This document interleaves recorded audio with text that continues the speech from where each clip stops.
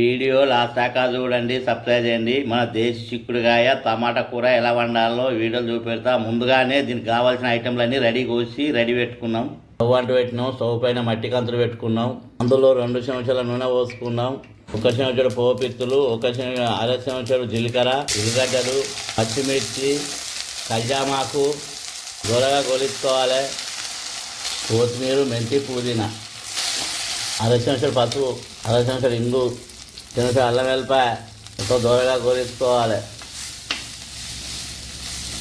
చిక్కుడుకాయ వేసుకోవాలి, టమాటా వేసుకోవాలి, 2 చెంచాల కారపొడి చిన్న చెంచాతోటి, తగినంత ఉప్పు మొత్తం కలపాలి.